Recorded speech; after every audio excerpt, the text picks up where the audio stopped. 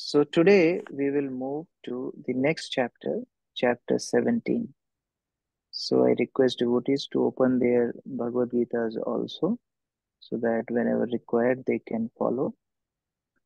So if you remember, the last chapter, that is chapter 16, was dealing with different qualities, demonic qualities and and divine qualities.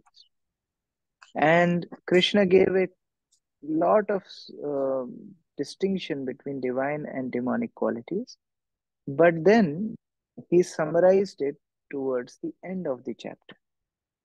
In 16th chapter, towards the end, Krishna says, okay, Usha Mataji, please read.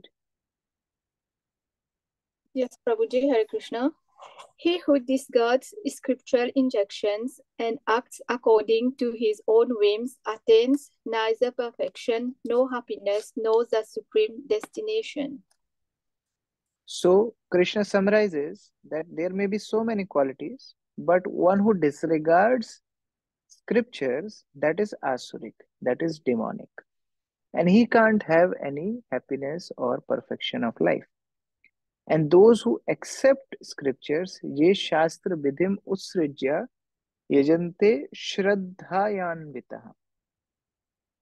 Now, the thing is, those who follow scriptures, they are called divine. Those who disregard scriptures, they are called demonic. Even in 4th chapter, 39th verse of Bhagavad Gita, we read, Shraddhavan labhate jnanam. Those who are faithful, they labhate jnanam. They receive knowledge, which ultimately helps them to attain peace.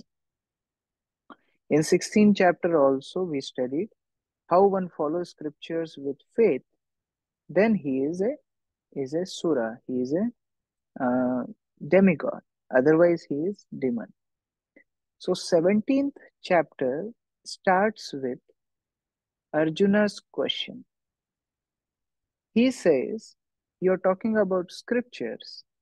What if somebody is following something with a lot of faith, but that may not be mentioned in the scriptures? What will happen to such person? This is a common thing, like people say many times, I follow my faith, I follow my heart. Why I have to follow a book? Why I have to follow a scripture? After all, I am doing nice work, I am helping people, I am doing charity, I am doing austerity, I am doing so many things. So, to eradicate that doubt, Arjun is also asking the same question. He's saying, my Lord, if one with faith follows some rules which are not mentioned in scriptures, what is his position? That is the starting of this chapter. So, in which category does a man fit who follows with faith something other than Shastra? Is he going to get liberated? Is he going to be in the material world? Is he going to be in the same species or will go down further in the material world? What will happen? Where is he situated in the banyan tree, which Krishna spoke in 15th chapter? So that is the starting of this chapter. Now, in answer to that, Krishna tells Arjun, Arjun, you are talking about faith, having faith in something. Faith is of three types. Trividha bhavati shraddha. Faith is of three types, three kinds of faith. What should be that three kinds of faith? Faith in mode of goodness, faith in mode of passion, faith in mode of ignorance. And how one get that? Dehinam swaswabhavaja. According to his own mode of material nature, one gets that faith. So somebody who is following the lifestyle in mode of ignorance, naturally he will have inclination toward the things in mode of ignorance. And then his faith will also drive him towards those things in the mode of ignorance. So therefore, we should not just say that, oh, faith is good. No. Like when Hitler was killing Jews, lakhs of Jews. Hitler was convinced that he is doing right thing. He was in full faith that he is doing right thing. When terrorists, in America, uh, they sadly remember that incident of 9/11, where the Twin Towers were, attacked by the terrorists by aeroplane. Now, do you think somebody can do that act without conviction? They had full faith in their work. Terrorists are having full faith that if we will kill people, that is good for us, good for society. Otherwise, why would have they done that? So it's not just about faith, it's about your faith is resting in what? What is the object of faith? That is more important than just having faith. So Krishna is segregating that part, that there are three kinds of faith, Trivida Bhavati Shraddha. And these three kinds of faith is determined as per the person's association with three modes of material nature. Let's read Srila Prabhupada's quote. So Devi Mataji, can you read?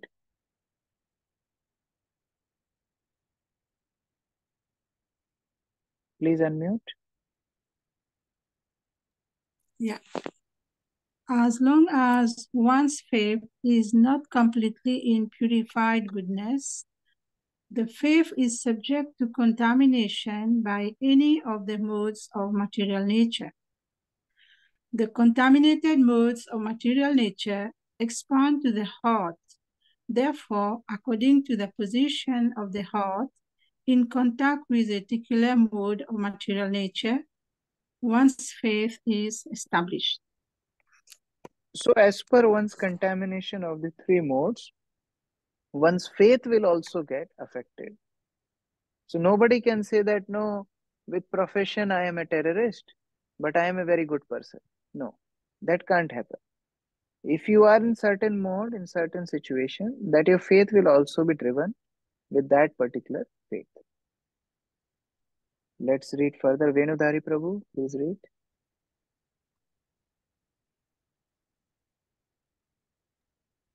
Hare Krishna Prabhuji. So people are being controlled by these three kinds of material nature, and if they do not follow the Shastra injunction, then he will concoct.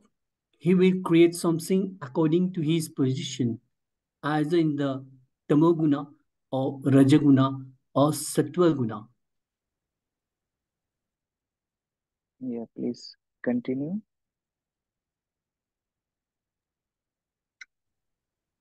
He is going on conducting himself under the influence of the same modes of nature. But those means superficially doing something in the Tamoguna, he will not be successful. He will not be successful. Ya Shastra Vidhim Ustrajya Vartate Kama. Bhagavad Gita, So, chapter 17, text 1 to 3. so No, Prabhupada gave answer. July. Prabhupada gave answer before Krishna also. This is lecture on Prabhupada's lecture on verse 1 to 3. And he gives answer before Krishna could speak. Prabhupada spoke already. What Prabhupada is saying, if you don't follow scriptures, if you're not in pure goodness, and if you're governed with three material modes, then what will happen? Naturally, you will be inclined to sense gratification. And if you're inclined to sense gratification, then there can't be good to you, good to others. So when we are driven by three modes, we can't follow the injunctions of the scriptures. So it can't be same. See, Arjuna's question was, if somebody is following something with faith, but it's not written in scriptures, is it same? Krishna is saying, no, it's not same. Because then it will be driven by one's own influence of the three modes of material nature. Let's read further. Sachidananda Prabhu, please read. You from the screen. Prabhuji, yes. Hare Krishna Prabhuji. Divisions of faith. Thus, we find different types of faith in this world, and there are different types of religions due to different types of faith. Can devotees give example? According to different modes, externally it may look like, oh, they are also doing spiritual things, they are also religious people. But according to different modes, people act their rituals. Do you have any example? Like one example I'll give. Like people killing animals on the name of religion is certainly in the mode of ignorance. Like that, do you have some more examples? Yeah, Bharat Krishna Prabhu. Sometimes people use fear in certain religion.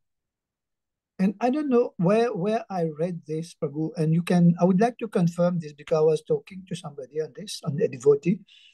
There is fear, there is desire, and then there is duty, and then there is love. These are the four types which govern type of different religions. I mean, I don't know where I came across this, but yeah, this is very much matching with this chapter. And you see, fear is in mode of ignorance. So when you tell that, oh, if you don't accept this religion, then you are doomed. Either you are heaven or you are going to hell. But God is not like that. He gives different shades of varieties for people to adjust themselves. So yes, that is out of fear and it's mode of ignorance. Then the second level comes of mode of passion, which is more of for desire. I follow certain temple because my desires get fulfilled there. Since I have practicing this process, I got 2 cars, 3-story building, and 4 servants working in my house. So this is like desires. So mode of passion. And then the third level comes mode of goodness, where person is following scriptures and he is doing as a duty that we are human beings, we should be grateful, and we should do our puja, and we should be following a sattvic life. So that is like kind of duty, out of duty one follows. So that is better than the other two. And the best is love, where is no material tinge of 3 modes of nature, where Jiver is Swarup, where Krishna Nityadas, the real inherent nature of Jiva comes, where he serves the Supreme Lord. So yeah, that is the example when we can see different religions in light of this. Thank you, Bharat Krishna Prabhu. Amal Arjun Prabhu. Prabhuji, Hare Krishna, Dandavat Pranam, Prabhuji. There are some gurus who say that you pay 1,000 rupees or 2,000 rupees and they say all your sins are gone. So now you need not worry, you can do whatever you have, whatever you like. Yeah. You have to just follow me, meditate on me. Prabhupada, in one of the lectures, he talks about the Aurobindo also in one of the lectures. So where we only have to meditate on the Guru and you just pay some money and you can do anything whimsical, not to worry. So that is one of the things, Prabhuji. So that's in the mode of passion, where just for the fulfillment of one's desire, he wants to keep on doing nonsense, but then he wants some shelter of spiritual things to get rid of his karma. So like that we see when you observe now different religions, different faiths, you can see them in these 3 modes. Some societies may be genuinely helping people, like, with education, with food, with, other social work. You can see them in mode of goodness, But then when these activities become personally motivated, they comes in mode of passion. And when these activities are harmful for one's own health, for one's own mind, for one's own future, then it can go in mode of ignorance. So like that, these are 3 broad categories of faiths. Now, one more question. Faith is a product of mode of goodness. Faith in itself is the quality of mode of goodness. So how can we say faith in mode of ignorance, faith in mode of passion? You understand? Like faith itself is illuminating. Faith itself is a divine quality. Now, how we can say faith in mode of goodness, mode of passion, faith in mode of ignorance? How can that happen? Any thoughts? Hare Krishna Prabhu, Dhanvatana. Prabhu, we Yes. have many examples, faith in passion, like maybe sometimes people, they become faithful towards some personality, like some film actor or some politician. And sometimes in ignorance, like sometimes they are praying the spirits and ghosts, that is in ignorance. So they have faith in that spirits and ghosts. So that is in Okay. No, ignorance. no, that is the example. But I am saying the technical part. Faith itself, the quality of faith is in mode of goodness. Like I'll give another example. Like being clean. Now this quality of cleanliness is in mode of goodness. Okay. Now, but can you say cleanliness in mode of passion? Cleanliness in mode of ignorance? So how this faith goes into ignorance and passion? Any other thought?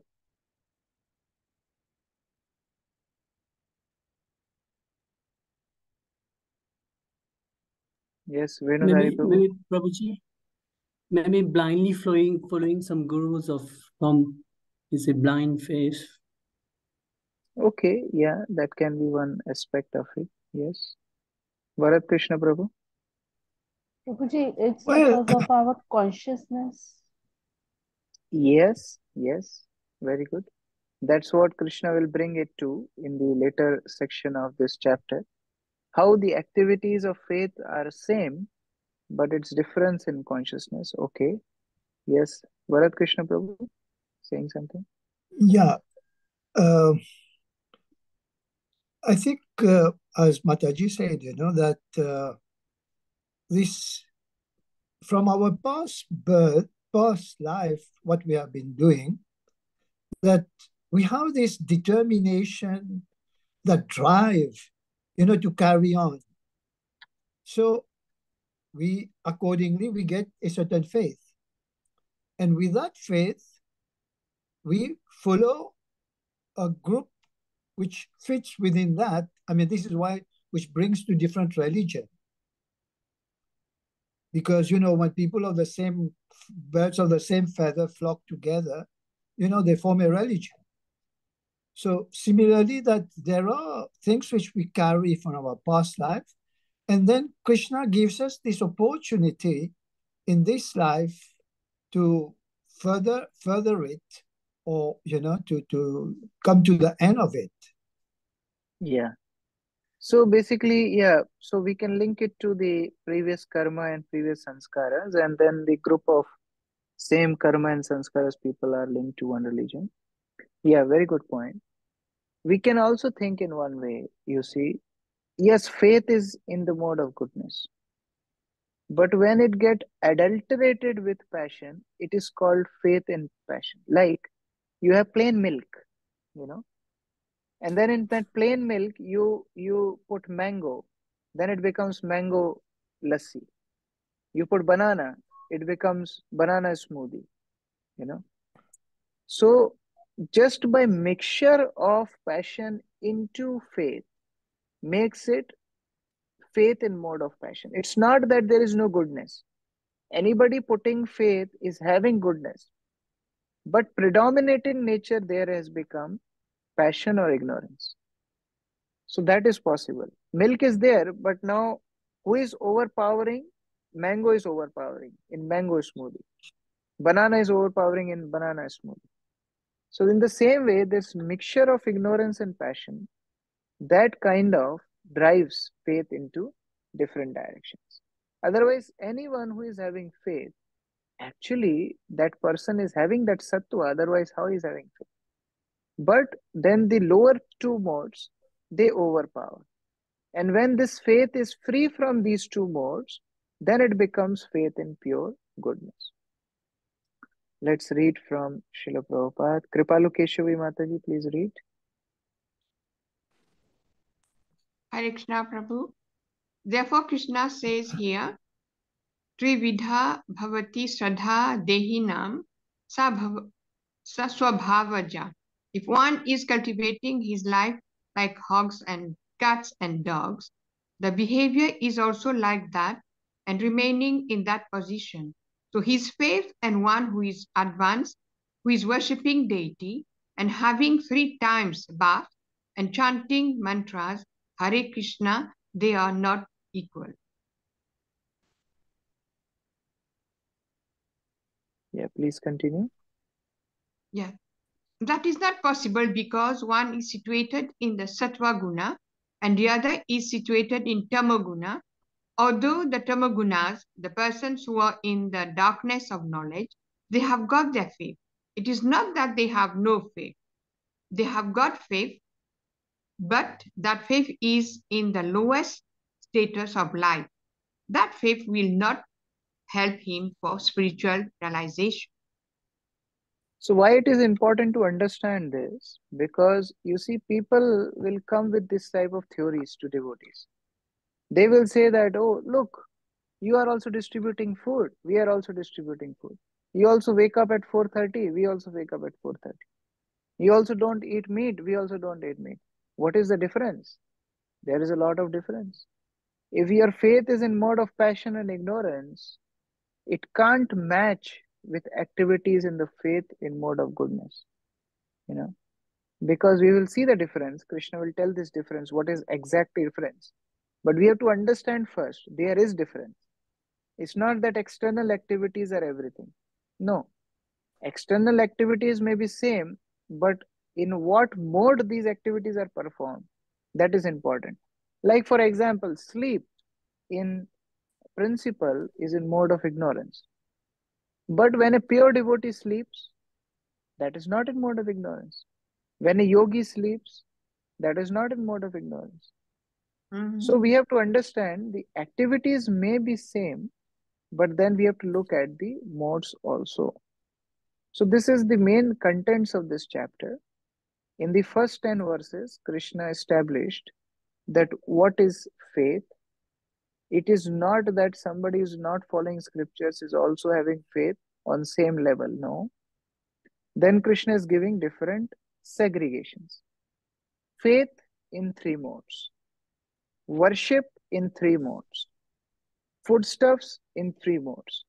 Sacrifices in 3 modes. Because everything will be governed by these 3 modes now. Austerities in 3 modes. Charity in 3 modes. So Krishna will talk about all these things, that how these particular activities are same. Austerities are same. Hiranyakashipu also performed austerities. Madhavendra Puri also performed austerities. But what is difference? We will see. So this segregation we can understand with this help of a table. First of all, Krishna tells about worship. Worship in the 3 modes. So person in pure goodness means there is no tinge of passion or ignorance. That person worships the Supreme Personality of Godhead, Krishna. Vasudevam sarvamiti samatma sudurlava paunanam janmanamante gyanavan mam prapadyate. We studied that. Vasudev means pure goodness. There is no touch of passion and ignorance. That person worships Krishna.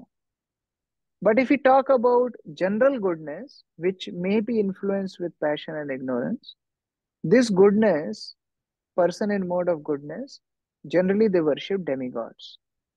Now these demigods include Brahma, Lord Shiva, Indra, Chandra, Surya, different demigods. So those who are in mode of goodness, they worship a particular demigod for particular purpose. They are attached to some demigods, they worship them. Now, those in the mode of passion, they worship demons. Like Yakshas, Rakshasas, Kuber, all these are Rajasic entities. Not just demons, but there can be Yakshas, they can be different. Even they worship some demigods, but then they worship with the fruitive mentality. Like Prabhupada gives example that there was one person in Second World War who used to worship Hitler because he was very grateful to Hitler that he started this war, and because of war he is able to do so many transactions in cash and doing black market, you know. So he, for his purpose was fulfilled due to the war, he was worshipping Hitler. So similarly, those who are in the mode of passion and ignorance, generally they select some powerful men to be God. Even they can make anybody, even donkey as God. They can worship as donkey also, but their purpose should be fulfilled. So you may see that person in mode of passion is worshipping even Krishna. But what is the consciousness? His consciousness is, this Krishna is going to fulfill my desires. If tomorrow Venudhari Prabhu will fulfill my desires, I will put Venudhari Prabhu's deity in my altar. You understand? So it's not that everybody who is worshipping Krishna is in mode of goodness. No. It's difference in consciousness. We have to understand the consciousness. So they think that anyone can be worshipped as God, but they should get their results. Now, mode of ignorance. Person in mode of ignorance, they worship ghosts, dead spirits. You know, there are, in village, if you go, they worship, you know, Jinda Baba and others. In Indian village, is very common. If you go, they worship, you know, previous ancestors and things, which is worship of bhutas and pretas. So all this come in the category of mode of ignorance. So like that, how they can conquer their lower natures? The only way is if they follow Vedic principles. So see, even in Vedic principles, worship of demigods is described. But that worship will only be in connection to the Supreme Lord. People understand that, oh, I am worshipping Surya, who is eye of Krishna. I am worshipping Indra, who is a manager set for demigods by Krishna. I am worshipping Vishnu, who is an expansion of Krishna. So that type of worship is okay, but then they have to follow the scripture. Now coming to food, this is something very important. Devotees should know this. Of course, prasad is above all three modes, but still the problem is in our consciousness. You see, sometimes devotees say, oh, it's prasad, you know, no worries. You put a lot of chilies, lot of bitter, sour, doesn't matter. It's prasad. Yes, it's prasad. But if you don't see it in pure consciousness, then prasad will also have its material effect. For example, imagine somebody comes from Jagannath Puri and he brings some rice from Jagannath Puri, cooked rice prasad from Jagannath Puri. By the time it reaches you, it's already 1 week old, you know. Now it's already smelling, it's already stale, and you have it in your hand. Okay, handful of rice, 1 week old cooked rice from Jagannath Puri. Okay. Now when you eat it, what will happen? Technically, what should happen? Will you fall sick or not? Amal Arjun Prabhu? Yes, Prabhuji, we'll fall sick. We might get a stomach upset. That means prasad is not transcendental? Prasad is definitely transcendental, Prabhuji. Then We have problem is to, we are not transcendental. That is the problem.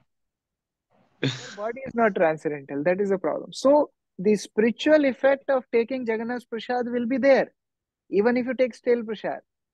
But the material side of it will affect our body and senses.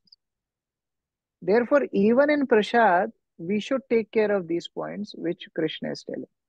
Yes, prasad, transcendental effect, it will be there. But then the effect of three modes, which will be governing our body and senses, that will be there. Therefore, we have to study this very nicely. Okay, prasad in mode of goodness. Those items which increases the duration of one's life. That means what? See, everybody has their own needs of the body. Some people have diabetes, some have BP, there's some other, issues. They have to select prasad, foodstuffs, which helps to increase the longevity. Second, it should purify. One should not take contaminated food, like touched by, somebody already eaten and left some remnants, except Vaishnavas. That is contaminated food. Food touched by animals is contaminated. Even they say that even if a dog looks at food, that food should be thrown because it's contaminated now. So, all these things we have to take care. Then, food in mode of goodness increases health, happiness, satisfaction, strength. All four things should happen. It should be nourishing. It should give nourishment and strength. It should give good health. It should make you happy. Sometimes people see food and then they start cursing. Oh, why did you make this? I never like this food stuff. You eat with that mood, that food will not give you happiness and satisfaction. And that will cause disease. So many times people, when they curse their own food, actually they increase more disease in their body. So you should eat food with happiness and satisfaction. Then food should be juicy. It should not be very dry. It should be juicy. It should be fatty.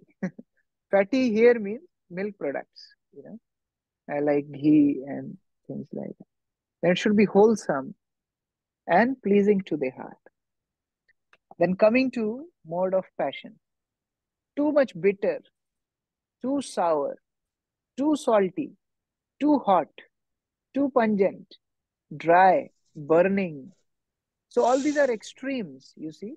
It's not that we don't have to take salt. It's not that we don't have to put some sour things in our diet. It should not that we should not eat chilies at all. It's not like that. But too much of anything, that drags it in the mode of passion. And the causes of such food is, it will cause disease, distress, misery. Okay, mode of ignorance. First point, which all of us fail generally. Food cooked more than 3 hours before eating. In West, generally they cook once in a week sometimes. You put dal for whole week and you just take out and, warm it. This culture of microwave is in Western culture. In India, hardly anybody has microwave and fridge. Now, of course, everyone has. But previously they don't have because there was no uh, system of storing cooked food. You see, food will be cooked fresh. Everyone eats. Whatever is remaining, they distribute. That was Vedic culture. But now, if we cannot do that, at least we cook in optimum quantity and we eat fresh food. At least not for us, but for Krishna, we should think that we should not make him starve. Every time Krishna should get fresh food and he eats fresh food, then we will also get fresh food. So that is the side benefit of keeping altar at home. If you have altar at home, then what will happen? You will always have fresh food, which is offered to Krishna. So like that. Then tasteless. Some people, they cook in a way that food has no taste. Actually, food has to be tasty because if you don't like food, it will not nourish your body also. It works from psychology aspect also. So it should be tasty. It should, the food in mode of ignorance is putrid, decompose, consist of remnants and untouchable things. So what is this putrid? Let me just see. Okay. Yeah, decaying. That means fermented. It should not be fermented. Now I'll say South Indian all recipes are fermented. What to do? But Krishna says it's in mode of ignorance. Let's do a little exercise. I'll just give you some names of food, and you have to quickly. So everybody can unmute, and you can quickly tell which mode is this food. Okay. Split peas. Which mode? Goodness. Yes. Okay. Rice dal. Goodness. Goodness. Goodness. Okay. Onion bhaji. Onion pakoda. No. Ignorance. Ignorance. Passion. Passion. Ignorance. Passion. Okay. Okay. Hot fresh potato with red pepper. Goodness. Passion. Passion. Yeah, it's hot fresh potato with red pepper. Passion. Passion. Passion. Yeah, okay. Passion. Varieties of fruits. Goodness. Goodness. Okay. Morning porridge from fridge. No. Ignorance. Ignorance. Ignorance. It's ignorance. Krishna says, no, 3 hours more than cooking. Okay. Fresh veg McDonald's hamburger. Ignorance. Ignorance.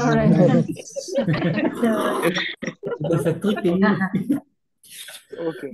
Morning cake with milkshake. Goodness. Passion. And goodness. Passion. Yeah, I mean milkshake because it's too cold. Goodness. And cake is it has to have fermented. So yeah. Then ice cream and thandai. Again, passion. Passion and ignorance. Is in passion. Okay. Pepsi, Coca-Cola. Ignorance. So passion. Complete ignorance. Ignorance. Milk and sugar. Goodness. Goodness. Mahaprasad. Goodness. Very goodness. Above goodness. Above all Is above three Transcendental. Transcendental. Any food prepared according to the injunctions of the Shastras and offered to the Supreme Personality of Godhead can be taken even if it is prepared long ago. It's not a problem because such food is transcendental. But only thing is we have to make sure that it's not stale and it's not spoiled. So like that, these 3 modes have their own effect, and we should be very cautious about foodstuffs we take. Yes, Namrasita Mataji, you have a question? And in verse 17,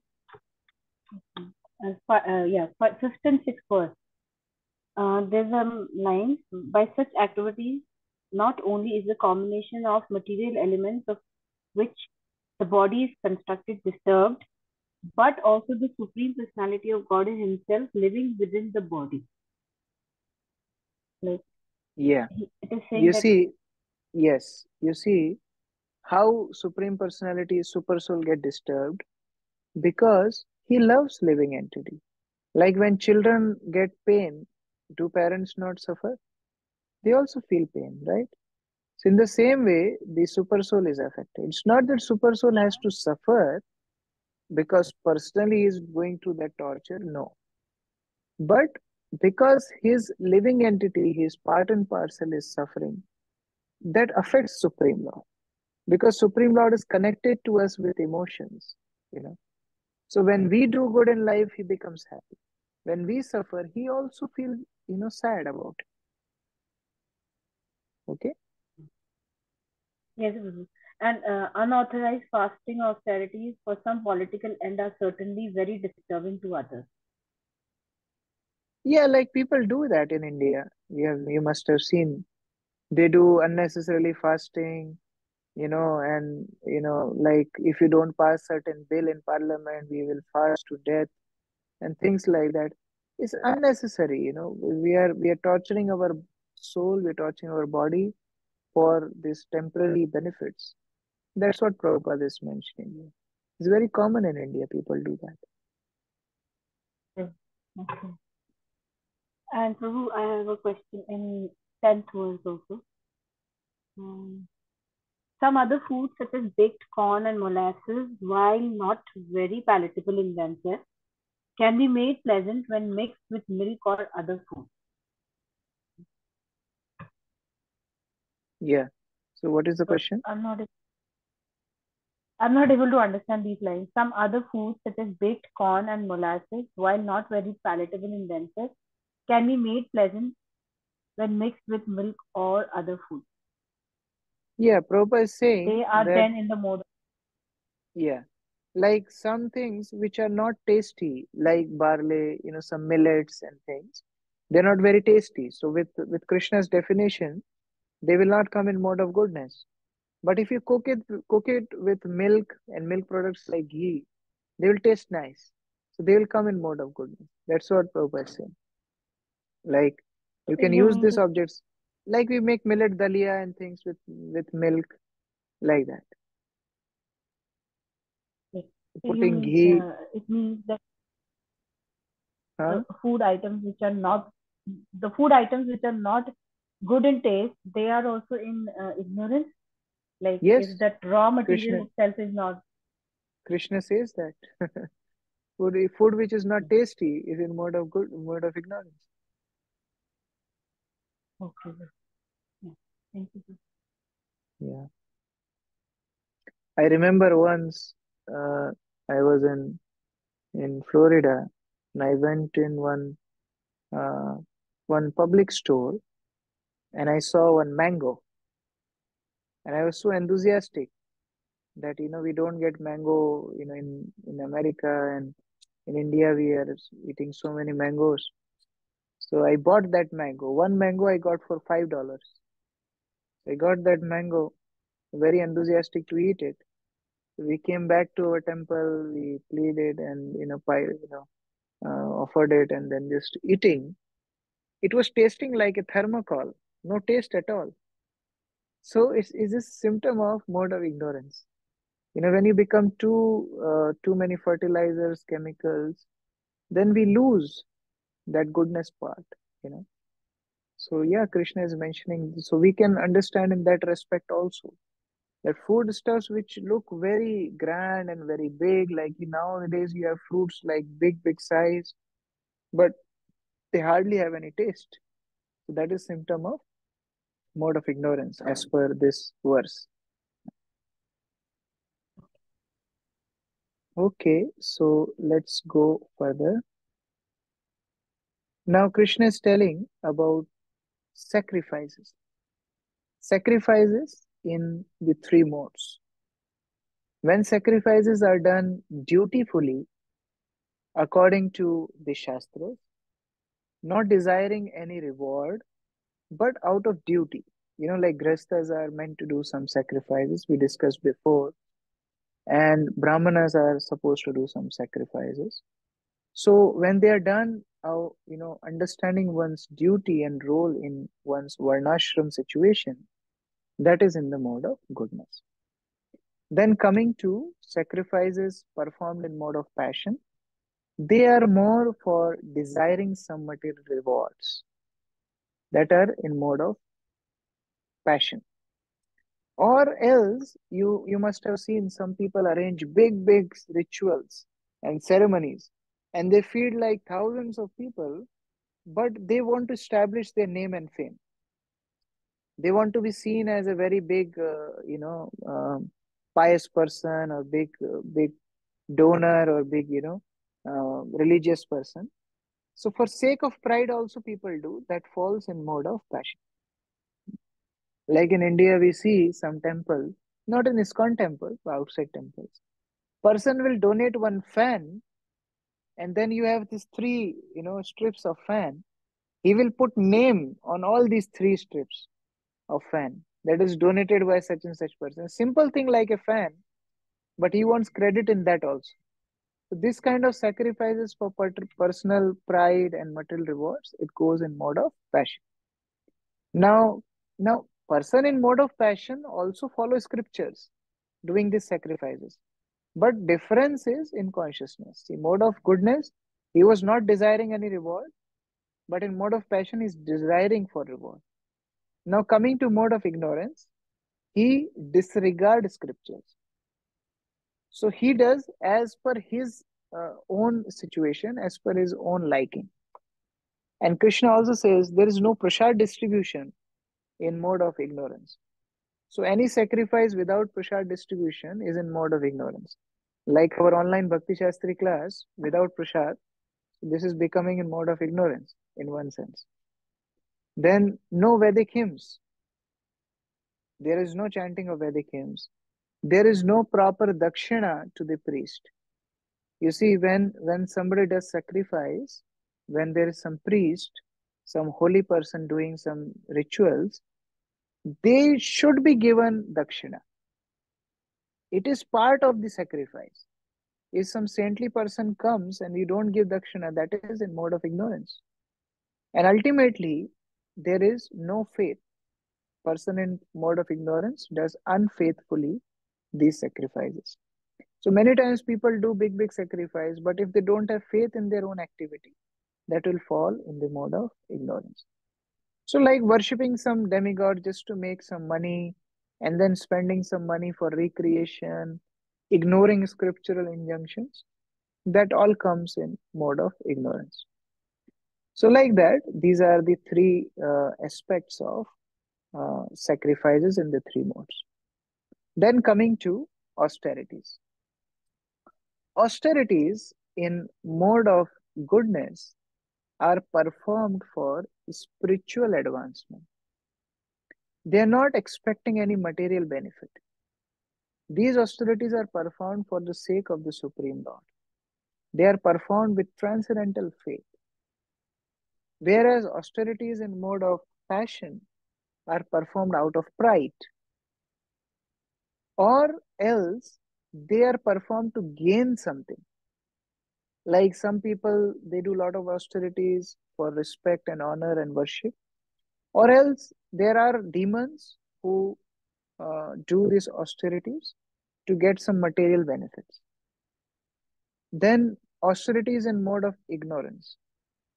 Austerities in mode of ignorance, they are done for purpose of harming others. There may be two situations. First is they are done to harm others.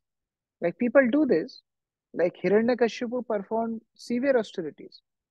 But what was the purpose? To kill demigods. But what happened? Rather, he was killed by the Supreme Personality of God. Then there is another aspect to it. Person in mode of ignorance, they torture themselves. Some people like self-torture. That is also in mode of ignorance. Like there is one religion, the followers of their religion, they pluck their own hair and this kind of austerities. So what is that? That self-torture is austerity in mode of ignorance. Krishna is not pleased by how much pain we can give to ourselves. Krishna is pleased by how much devotion we can develop. So this is all described here as austerities in mode of ignorance. Now Krishna also tells about austerity in mode of goodness in detail, because that's what Krishna wants us to focus. He tells about austerity in mode of passion and ignorance, but that is not encouraged. Austerity in mode of goodness is encouraged. Now there are three types of austerities. Austerity of body, austerity of words, austerity of mind. So these three types of austerities are described by Krishna. First, austerity of body. First aspect, austerity of body is giving respect. Worshipping the Supreme Lord, worshipping the Brahmanas, worshipping the spiritual master, giving respect to superiors like father and mother. This is very, very important. Nowadays, one culture has become to not offer obeisances, which is not good. Especially in the Western countries, we see, hardly devotees offer obeisances. Even in India now, it's very common. We just fold our palms and say Hare Krishna, but that is not the culture. We should offer obeisances. Of course, we don't do that at airports and other public places because other people can't understand. But wherever it is possible, we should give this respect. It is austerity of body. Whenever we see the Supreme Lord, we offer obeisances. Like I am sitting in this temple of D-Land, this nice altar of Gornitai, and you see next to it there is a room. So when we shifted in this temple and the Gornitai was established, this adjacent room was our tool room. We used to keep different tools there. So many times we used to come in temple to just fetch some tools, like, measuring tape or, monkey wrench and things, different things we used to come. And we used to just walk in, take our things, go out, again come, put them back, go out. Like that, many times we have to come and take things from tool room. And Gornatai was just next to the tool room. So one time Guru Maharaj came and he wanted to bring some measuring tape. So I was just following him. And when he came, he first offered his obeisances to Gornatai. Then he went inside, took measuring tape. Again, when he was going out, he again offered obeisances to Gornatai. Then he went out. So I learned that day that we were taking it too casually. The Lord is there. We are not offering obeisances. So one should learn to offer respect to the Supreme Lord, to the spiritual master. As many times we see spiritual master, generally the disciple should offer obeisances. Personal servants may not offer whole day, but then generally that is the custom. Superiors, mother, father, like first time when Prabhupada initiated Brahmananda Prabhu and Gargamuni Prabhu, they went to their father, mother, and Prabhupada said that you should offer your obeisances to your father, mother. So when, they rang bell and the mother opened the door, there was no one because she saw down both of the sons, they were offering obeisances to the mother. So from the time Columbus, America, maybe first time children offer obeisances to father and mother. So that is the custom Prabhupada established. Even though father and mother were not devotees, Prabhupada wanted his disciples to offer obeisances to father and mother. So that is the Vedic custom, austerity of body, giving respect. Second, cleanliness. Very important. As we have discussed this in previous chapters also, that there are two types of cleanliness. External cleanliness by bathing regularly, generally for brahmacharis and grihasthas twice a day, and for sannyasis thrice a day, recommended that they should take bath. And if we use toilet, and if we go to crematorium, and if we become contaminated, then we should take bath. Even if we sleep more than 1 hour, it is recommended that we take bath.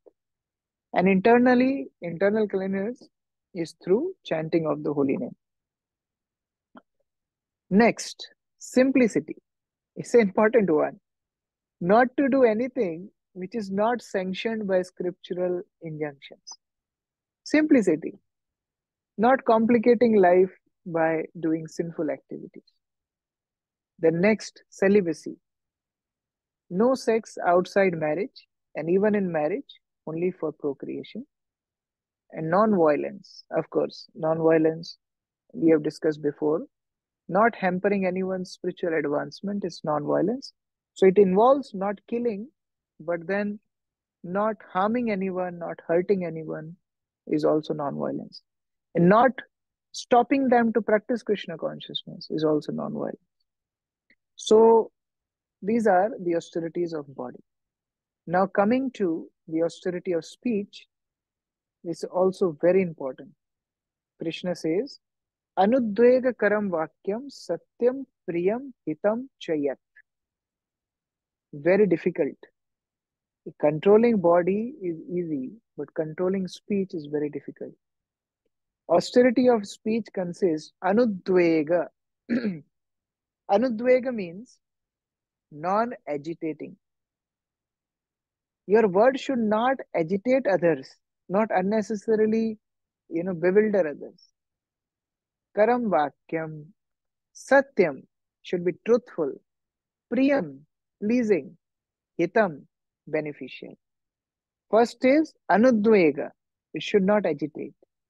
Second, satyam, truthful. Third, priyam, pleasing. Fourth, beneficial. It should be beneficial.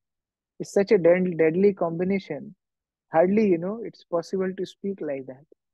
Anyway, Shri Radha Kripa Kataksh Mataji, you want to speak something? Yes, Hare Krishna Prabhu, I had one question. What if the truth is agitating to someone? Should we speak it or should we keep quiet? Sorry, please repeat. If Please the repeat. truth, Yeah. if the truth may be agitating to someone, should we speak it or keep quiet? We will come to that. We'll come to that. Just next slide is on that. Okay, So thank you. Prabhu. when can we do that? Prabhupada is telling in the purport. When a teacher, okay, you read. Mataji, you read. Prabhupada is saying. When a teacher speaks, he can speak the truth for the instruction of his students. But such a teacher should not speak to those who are not his students if he will agitate their minds. What Prabhupada is saying, if you are in role of a teacher, if you're role of a guru, then you can do that. Then it doesn't matter, the disciple may feel agitated. He should feel agitated also, and he should improve. But if you're not in that role, then we should not do that. That's what Prabhupada is telling in the purpose. So if we take the role of a teacher, if a Krishna conscious preacher speaks, then it may be agitating to others, but that is for their benefit. Like one time, Srila Bhakti Siddhanta Saraswati was in Calcutta, and that time this India and Bangladesh were one. There was no division. So some of the preachers went to Dhaka, and one sannyasi was supposed to speak, but he was ill. So in his replacement, one brahmachari was given chance to speak in Dhaka. And they made nice arrangement, nice pandal, and there was program there. So now this brahmachari was preaching like anything. He was saying about some local so-called sadhus who are cheating people, and on the name of religion, they are, doing all kind of nasty, sinful activities. And people became so mad that this brahmachari speaking about their local spiritual leaders, so-called spiritual leaders. So these people became so mad, they broke whole pandal and started throwing stones on the brahmachari, and they just spoiled the whole program. Now this news came to Bhakti Siddhanta Saraswati.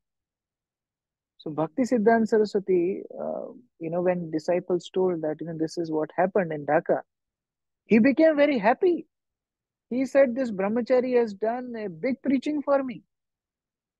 Guru Maharaj, they have destroyed pandal, everything. No. A preacher is like a sculptor. When a sculptor, when he put his tools and he carves the stone has to undergo that pain. Otherwise, it can never become a deity. So a preacher, a teacher, a guru, a parent, they can do that work. But if we are not authorized for that, then we should not unnecessarily speak. Okay.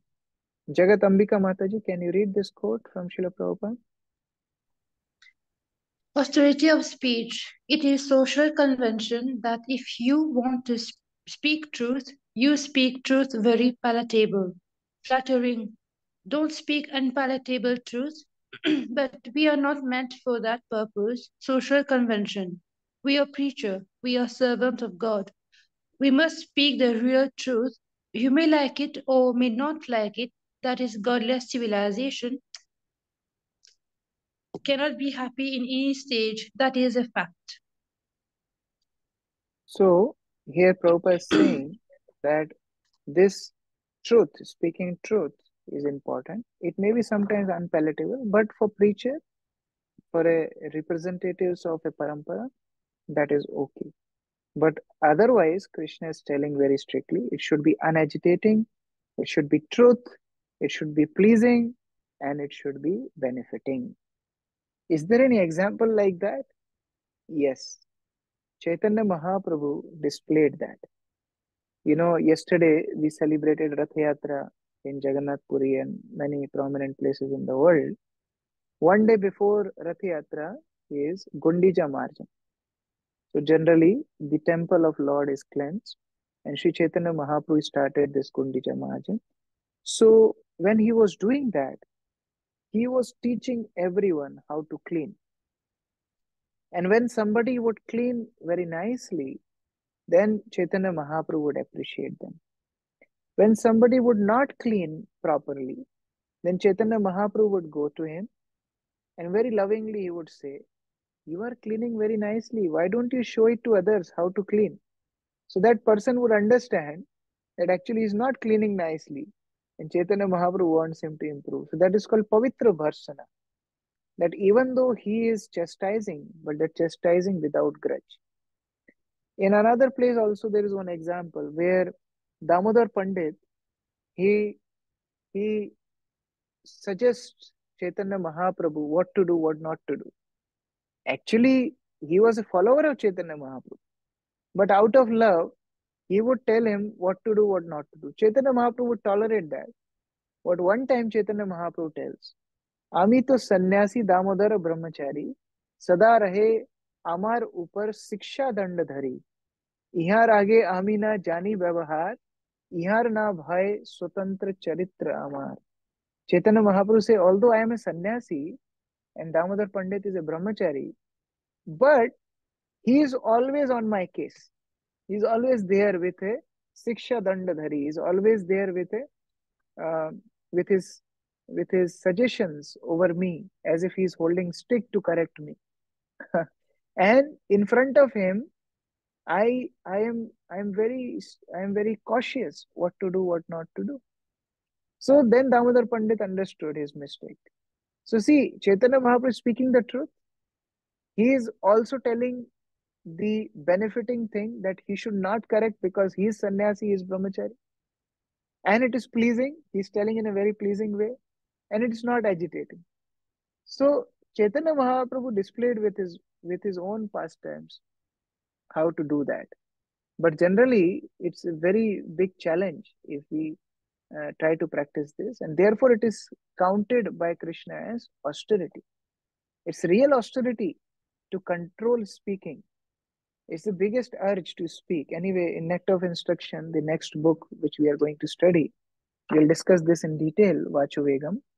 But that is the austerity of speech Krishna is describing here. Then third, austerity of mind. So the mind also need training. And this training mind is termed as austerity. So detaching mind from sense gratification and engaging in spiritual things is austerity of mind.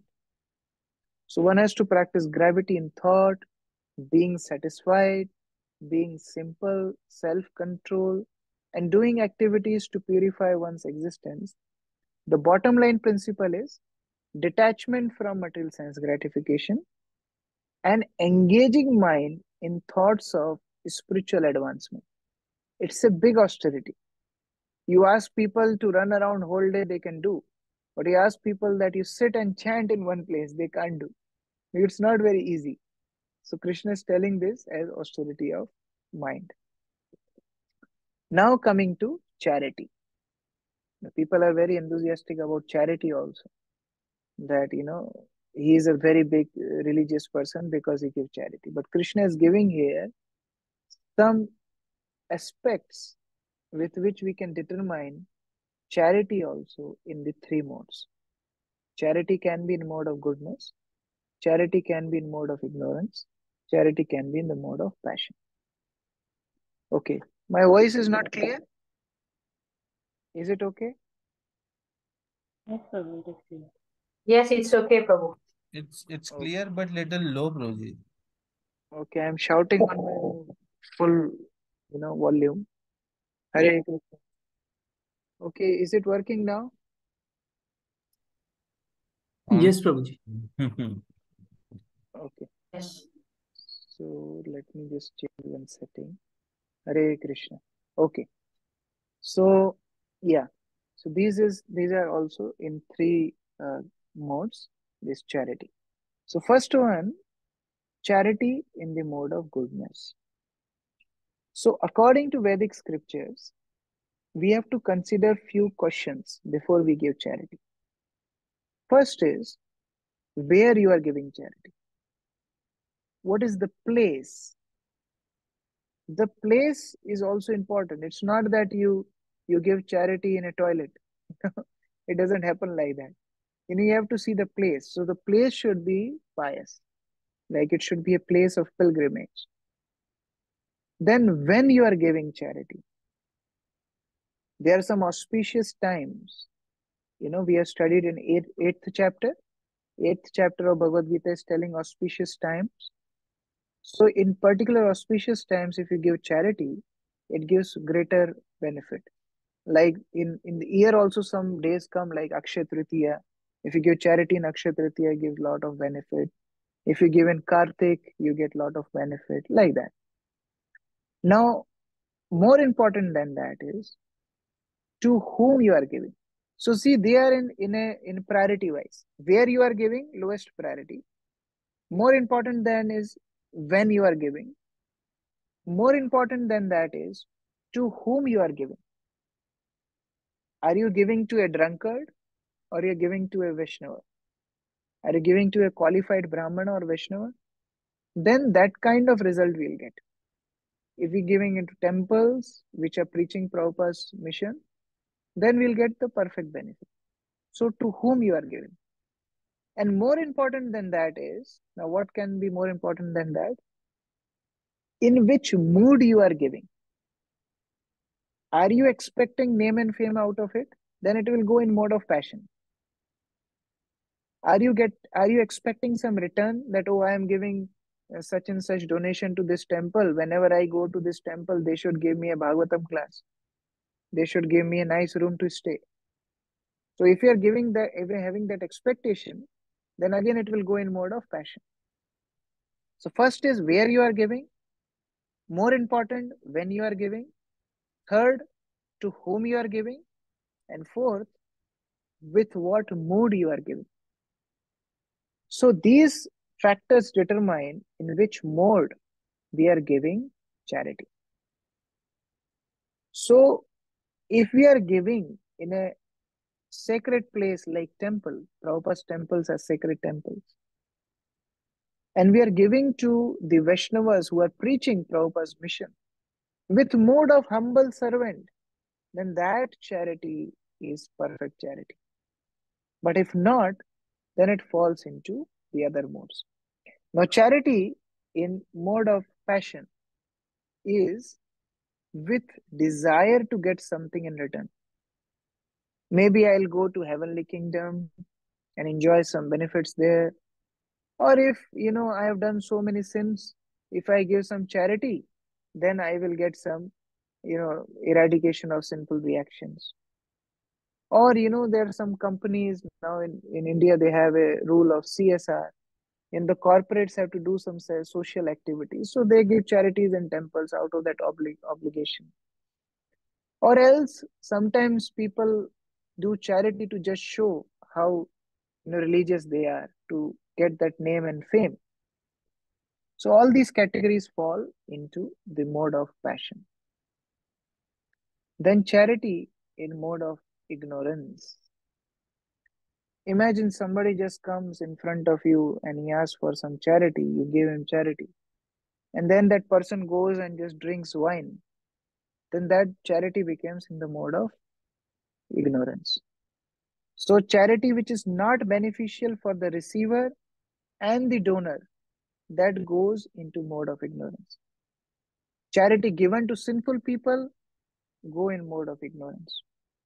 Charity done without respect and attention goes in mode of ignorance. So all these, charity done in unclean place in improper time, that also goes in mode of ignorance. So this is very important that we understand in which mode we are doing charity. Yeah, Vishnu Priya Mataji.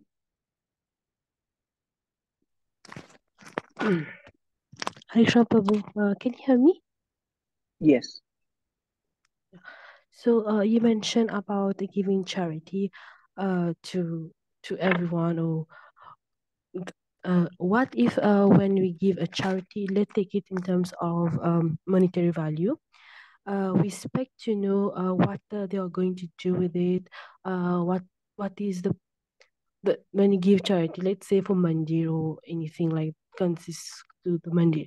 So when we give something, we want to know what they are going to do. Is that okay to have such expectation and thoughts before giving It's, the yeah, Lakshmi it's anything? okay. It's okay. You can ask temple that which area you need help. So temple may tell that we need help in Goshala. Okay, this donation is for Goshala, and you make sure that it's spent for Goshala. That's okay. If some temple says That's that okay. we need help for food distribution, or they need help for deities, or some temples may need help to just renovate their temple and do some maintenance. So that's okay, because temples of Srila Prabhupada, they are aimed to propagate Krishna consciousness. So if we Yes. are giving for some particular cause, that is okay. If you are giving a general donation to temple and they use wherever they need, that is also fine. Because ultimately all activities of ISKCON temples is to preach Krishna consciousness. So that is fine. Yeah, so it's okay. Yeah, so it's okay to have an expectation to know the where it's going. We can have such Before giving, you can ask. Before giving only you can okay, ask yeah. where you want to use. But once you gave, they spent in something, then you're telling no, that was not a good cause. Then it creates, friction. So before giving only Yes. you have a discussion that, this is the purpose I'm wanting, and they should spend accordingly. Okay. Thank you so much, Prabhu. Like I remember when we used to travel with our spiritual master, many people used to give donation to him. And some of them would mention that Guru Maharaj, this is for Goshala. And Guru Maharaj would make us keep that donation separately. That this donation is for Goshala. When you go to Ujjain, you give it to Goshala. So he used to be very particular that for what purpose donation is given, it should be spent in that particular purpose only. So anyway, but even if we are giving any donation to the society, we should be open that wherever there is need, it can be used. Because one more thing we have observed, like Jen, many times what happens, people give feast, oh, I got a child, let's give a feast in Ujjain. My father died, let's give feast in Ujjain. And what happens in a row, devotees are just eating paneer sabji every day. But after 10th day, 10 days of feast, but 11th day you don't have any money. So better we should give donation in such a way that we should ask temple where you need. And temples should tell that okay, we need to bring this for the deities, or we need for doing this activity, and accordingly we can help.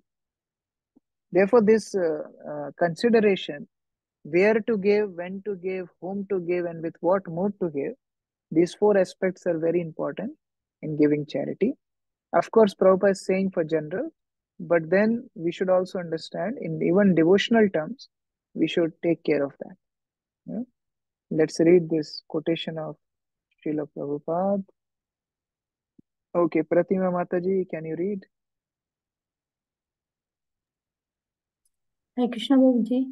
Charity in the mood, and tamasic one who does not know where the money is going. Just like in the Barbary street song, that drunkard comes and polishes the motor car, and somebody gives $5 and he immediately goes to drink. That means this charity means give him impetus for drinking. So if charity creates such drunkard, oh, that is very dangerous. He has to suffer, the man who is giving in charity. So I have heard one time, I read in one railway station, there was written, if you want to make your country weak, give money to poor. Because they will not work and they will just spoil themselves. Instead, you can help them, like giving Krishna Prasad, engaging them in Krishna service. If you can give them some job, that is fine.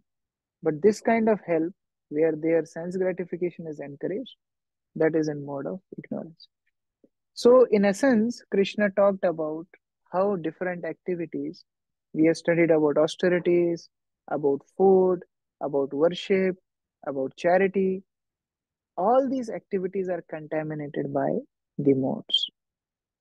Now, how to purify our activities, because we may also fall into that category. How to purify our activities, that is the discussion of the last section of this chapter, verses 23 to 28.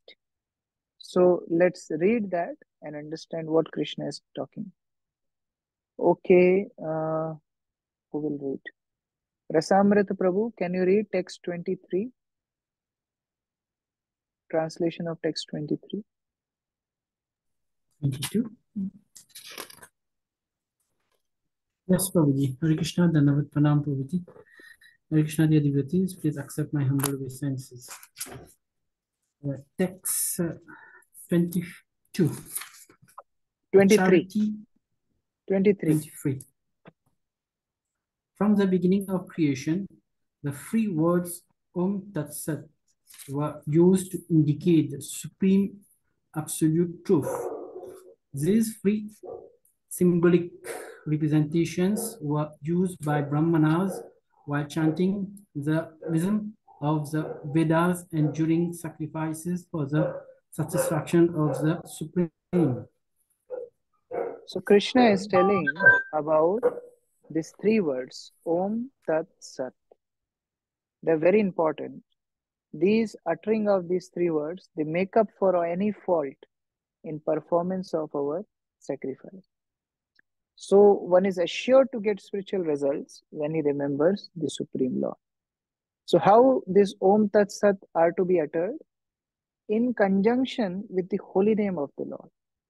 Like if you remember, when we do Achman, we say, Om apavitro pavitro va sarvastam gatopiva jat smarit pundari kaksha sabhaya abhyantara suchi Shri Vishnu, Shri Vishnu, Shri Vishnu.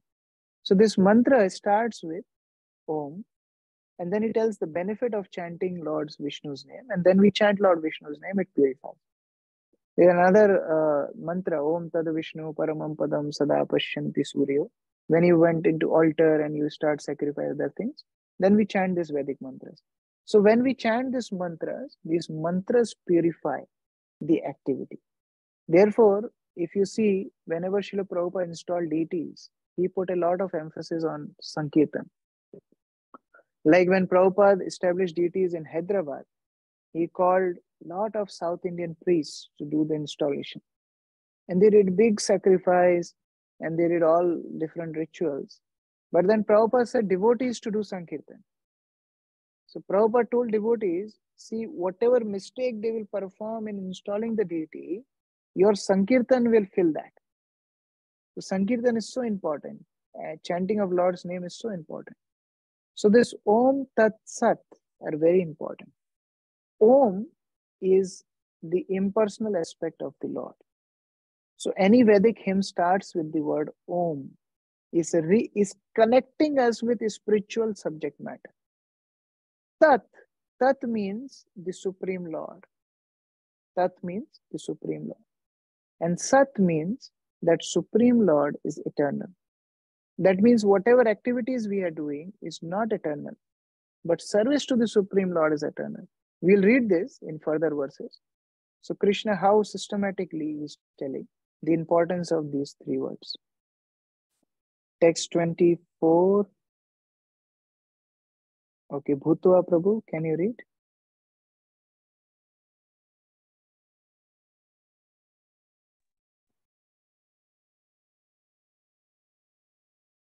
Therefore, the transcendental is undertaking performances of sacrifice, charity, and penance in accordance with the scriptural regulations begin always with Om to attain the Supreme. Therefore, if you want to purify the performance of sacrifice, charity, and others, then we start with chanting of Om. So this we already discussed. This Om starts to reconnect with the spiritual subject. That no, anything we are doing is for the pleasure of the Supreme Lord. Then in 25th verse, next verse, the word Tat is described. 24th is talking about Om. Now 25th is talking about Tat. Om, Tat, Sat, three words. 25th is talking about Tat. So let's read that also. Devadev Prabhu, please read. Verse 25. Krishna Prabhuji. Text 25. Without desiring fruitive result, one should perform various kinds of sacrifice, penance, and charity with the word tat. The purpose of such transcendental activities is to get free from material entanglement. So, without desiring fruitive results, tat means that. For whom? For Krishna, not for me. Idam Krishnaya, idam namama. Whatever I am doing is for tat, that Supreme Lord, not for me. If you remember this while doing any activity, then it will not be affected by three modes of material. So if we do sacrifice, we remember tat. The sacrifice is for Krishna, not for me. If you're doing penance, it's for tat. It's for Krishna, not for me. I'm doing charity for tat, for Krishna, not for me. If you remind us again and again, then we will not fall in trap of material entanglement. Amal Arjun Prabhu, please read 26-27. Hare Krishna Prabhuji. The absolute truth is the objective of devotional sacrifice, and it is indicated by the word Sat. The performer of such sacrifice is also called Sat, as are all works of sacrifice, penance, and charity, which, true to the absolute nature, are performed to please the Supreme Person, O son of Pritha. So the word Sat is used in relation to the Supreme Lord and the seekers of the supreme destination. So such spiritualists realize that whatever activities I am doing are spiritual and my goal is spiritual. Sat means eternal. I belong to eternal nature. I'm not going to desire anything temporary in this world. No, this is not my world. My world is supreme.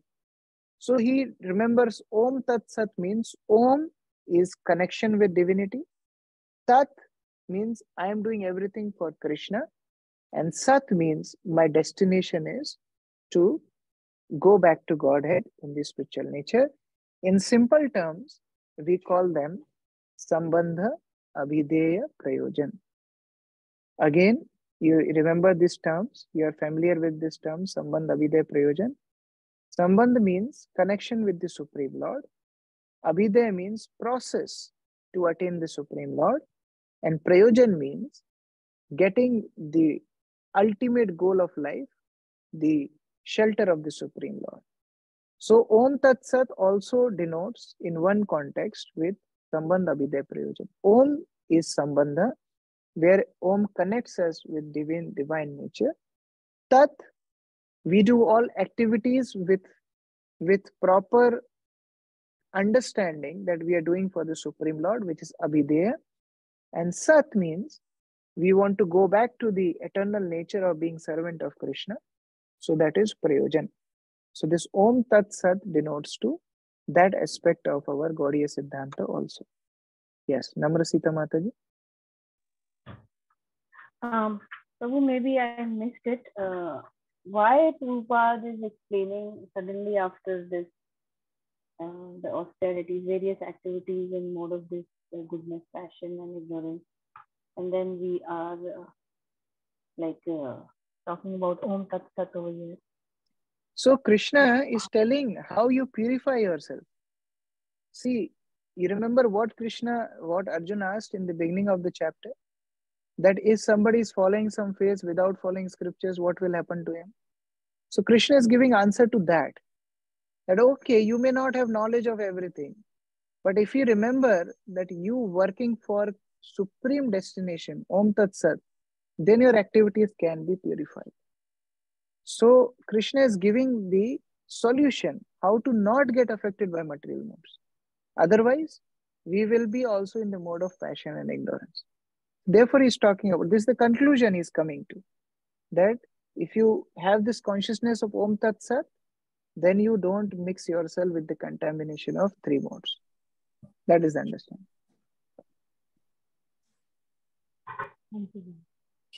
Okay. Yeah, let's read the final verse. Okay, Abhimanyu Sutta Prabhu, can you read?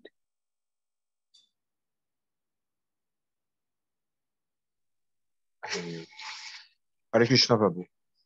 But Yeah, sacrifice, austerities, and charities performed without faith in the Supreme are non-permanent, O son of Pratha. Regardless of whatever rites are performed, they are called asat and are useless both in this life and the next. So anything which is done without faith in the Supreme Lord, that thing is asat. Asat means material. And if you have that faith in Supreme Lord, then you go back to Him, you become free from the material clutches, and that is Sat. So this is difference between Sat and Asat. Yes, Namrasita Mataji.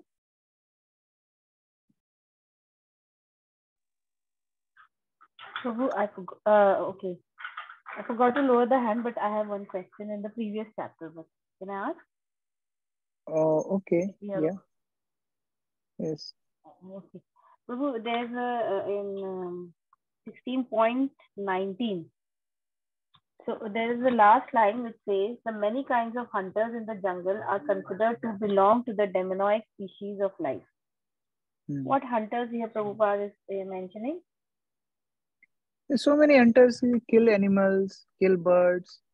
You know, like Mragari was there, he was killing half killed, like that. Okay, okay. I thought something else. Yeah. Okay. Bharat Krishna Prabhu, please unmute. In terms of charity, your connection. Lately I've been trying to practice is that many people sometimes, who are not devotees, but you have the connection from past, for so long, friends, etc. They may bring things to you, to give you at your place. And what I find that, and these people, if I tell them, could you just leave it at the temple?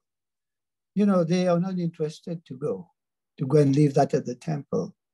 But I find that, so you can say that because these people, they won't go to the temple to give it. So they have given it to us, as friends or what. And you take this and give it for the service of Krishna. So I find that this is a way to sort of show some, share the mercy, of such kind of person. So I just want to share this. That's the job of a devotee, that whatever comes to him, he offers it to Krishna. So then he doesn't partake the sinful reactions of other people. So yeah, that is the best way to do. If some people give you something, and if you offer it to Krishna, then they will get benefit. While they can't go directly and serve Krishna. So this offering of on their behalf by a devotee will help them. Very nice thought. Okay. Anything else? Anyone want to say something? Namrasita Mataji, you have some question? Prabhu, in the third verse of 17.3, there's one line which says the contaminated modes of material nature expand to the heart. What does this mean? Heart here means consciousness.